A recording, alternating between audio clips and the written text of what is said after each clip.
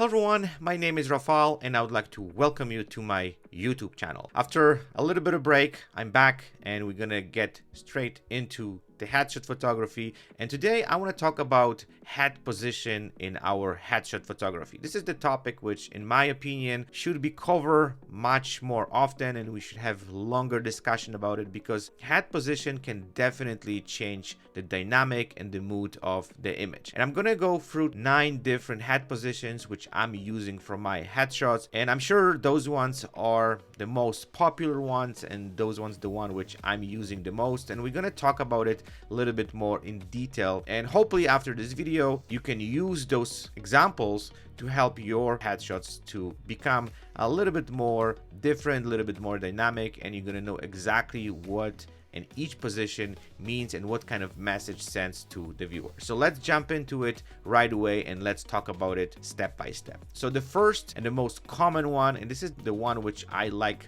the most, is straight and level. So I'm going to show you examples so you can see exactly what I'm talking about. And this is really easy. You basically have to make sure that your client is comfortable, can be turned slightly to the side, and can look straight at you. Make sure that your camera is at their eyes level. One of the things what I want to point it out, make sure that the client has connection with you, with the camera. And one of the things what I always try to remind my subject, that they have to focus and they not only have to look at the camera, but they also have to think about it. And that gives you this little bit of stronger connection, because what happens sometimes when the client kind of look at the camera, is looking at you, and there is no conversation going on, sometimes the client kind of drifts away and it's not mentally with you. So remember to either have a conversation with your subject and also just remind them that they not only have to look at the camera, they also have to focus on it and think about it, and then you're gonna get images which gonna have a little bit of stronger connection. The next head position I would like to talk about it, and this is actually the next level. So basically you have to ask your client to tilt their head straight forward, and that has a couple things which gonna help you. First of all, what's gonna happen is gonna showcase a little bit more engagement with you and a little bit more interest.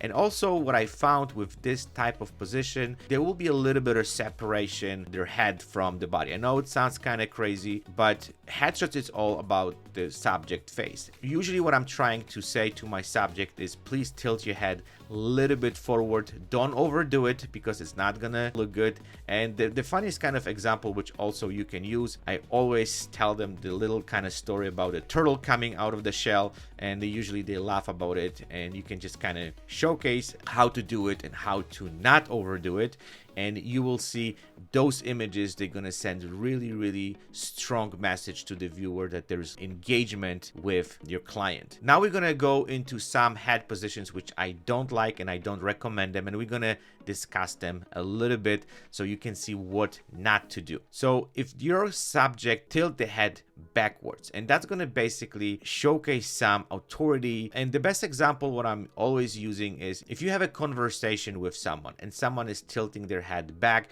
it means they just reserved from you, they don't want to interact with you, they don't want to engage with you, and that head position do exactly that. So the subject is not engaged with the camera, is not sending the right message, and basically trying to kind of avoid the connection with the camera. And that also can be transferred to the dynamic of the image, where the subject doesn't want to interact with the person who is looking at the image. So don't do that. Always make sure that the client is pushing their body forward, pushing their head forward, because that's what's going to show the engagement. If they start pushing their body backwards, they're going to tilt their head backwards. Usually it's a not good sign, and I always avoid that, and I always want to make sure that the clients are a little bit more engaged. So let's jump to the next one. The head is tilted slightly to the side. So this is also one of my favorite head position for my headshots, because showing some playfulness, and also what I found, it has this really interesting dynamic to the image. So again, the body can be slightly turned to the side, and then the head goes kind of opposite way and is slightly tilted to the side. I really like this position. Sometimes might be a little bit uncomfortable for some of the subject, but again, don't overdo it. Whatever you're doing, make sure you do this very, very subtle. You don't push it too much. It looks like the subject is relaxed, is comfortable, and as I said before, it's really nice dynamic to your headshots. And you don't want to also lose the connection with the subject, so the subject still have to look at the camera, but just try to kind of turn their head slightly to one on the other side. And also, I know some people, they're extremely aware about their sides of their face, and sometimes people say like, oh, my left side is better or my right side is better. So then you can definitely use that, utilize this, and make sure that the client's gonna feel like, hey, you know what, you use that side because it's better, and I gonna like those images better. So this is something which also kind of helps subjects psychologically to create the images which they're gonna like. Okay, so let's jump to the next one. So this is another one which I don't really like. So whenever your client push the chin up,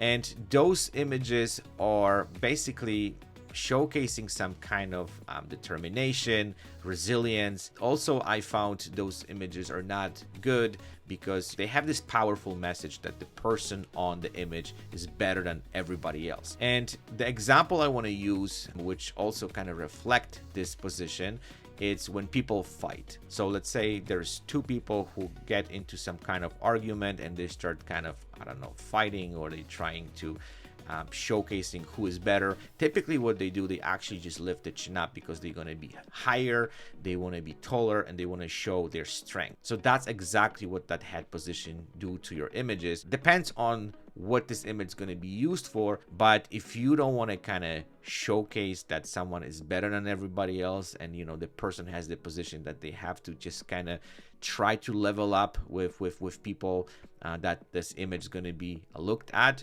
then that head position is not going to send the right message to the viewer. Okay, so let's jump into the next one. So that's kind of opposite right now. Now we're gonna push the chin down, and this is another extremely important element in my headshots. That's what I like the most, because first of all, whenever the subject has the chin down, there's a little bit more focus on their eyes, and that's what we're going after. And also what I found with this type of images, the message, the subject, it's showing intimacy and showing vulnerability. And I really like those images because this is something where, you know, people look at those shots and they're getting this really warm expression and this really nice message from the person who is on the picture. And that's why I most of the time push my clients to push the chin down, and they don't understand why I'm doing this. But that's exactly the reason. I want to make sure that they look approachable, they look innocent, and those images basically send that kind of message. So again, don't overdo it, because if you push it too hard, it's not going to look good. You want that chin slightly down, and then this is going to create this interesting expression, which going to basically just make your images look a little bit better. And whoever's going to be looking at those images, they also going to get this positive vibe from the headshot. Okay, so let's jump to the next one. The head turns slightly away. And this is basically, it's a little bit of mystery and a little bit of intrigue. I really like those images, but again, depends on the subject, but also that's gonna give different dynamic to the image. So whenever you're shooting, you can definitely use that, because that's also is going to help your clients to create those different dynamics to the image, and it's going to definitely create some different vibe to it. Make sure that the head is slightly turned to the side. This is something which is done very, very subtle. That also helps you with the session itself, because if the client is standing in the front of you and they don't move, they just look at you, they're getting uncomfortable, then getting tense. That's usually what happens. Moving their head to different sides definitely also help you to get them a little bit involved in the photo shoot. But movement during the photo shoot is extremely important. This is something what you have to keep doing, because that's what kind of takes this tension from the subject. Because if they have to do certain things and you tell them do this, do that, turn your head to the left, turn your head to the right, automatically they focus on this stuff and they forget about the stress. And that's usually what is extremely important throughout every headshot session. Okay, so the next one is direct eye contact. So this is something which also is extremely important when it comes to the headshots. You won't have that connection, and whenever the people looking at the camera, they have to be fully focused, because that's what's going to create that connection. As I said before, and I don't want to repeat myself, but whenever there is created that strong connection, those images look definitely better. But having said that, make sure the client is not just looking at the camera. Try to kind of create some kind of point of interest where they can focus on, and they have to think about it. Because if their mind drifts away and they start thinking about, I don't know, the things what they have to do that day, or about some problems, or about some things which are not related to the photo shoot, they're gonna look like they're there, but mentally they're not there. And I can really sense those stuff from the images. Whenever I look at some headshots, I can see that the person is just staring at the camera. There's no connection, there is no this. And apparently what happens, and I've read this somewhere, if your mind goes away, your face expression changes and you don't sending that message. Apparently also different muscles getting more relaxed, and they just kind of look like you don't connecting with your viewer. So that's why I'm just repeating myself over and over again, but make sure that the client is really engaged mentally into the photo shoot, because that's what's going to create this very unique and very authentic connection with the camera. And also it's gonna later on affect the images, and you're gonna really feel that looking at those images. And the last one, gaze off the camera. This is something which is not used most of the time in headshot photography, but I always try to do that, some of those shots, because that also give my clients and my subject a little bit of time to relax and, you know, do different things. They don't have to stare at me all the time, and I always do a bunch of those shots. But sometimes they also can get interesting. They can create this interesting contemplation mood. It seems like the client thinking about something else, and sometimes clients use that, believe it or not. They use this type of head position in those type of headshots for their portfolio, because they giving completely different dynamic, different expression. You kind of looking at this images completely different way, and you feel different things from those images. So definitely try it, see what you're gonna get. If you like it, great. If you don't like it, at least you tried it. Definitely can help you with creating some different moods for your images. Okay, so that was all of it. There's way more, but those ones the most important ones in my opinion, and try to use them, try to analyze them, and I highly recommend it. After every photo shoot, try to look at those images, analyze them, see what you got and what kind of feelings you're getting from those images. This is extremely important. So just don't finish the shoot. I always advise all my fellow headshot photographers to look at their work, analyze it, get the emotional feel from those pictures, and try to not only look at them but also try to understand them. So that's something which always help you to get better at this craft, and you're gonna be basically creating better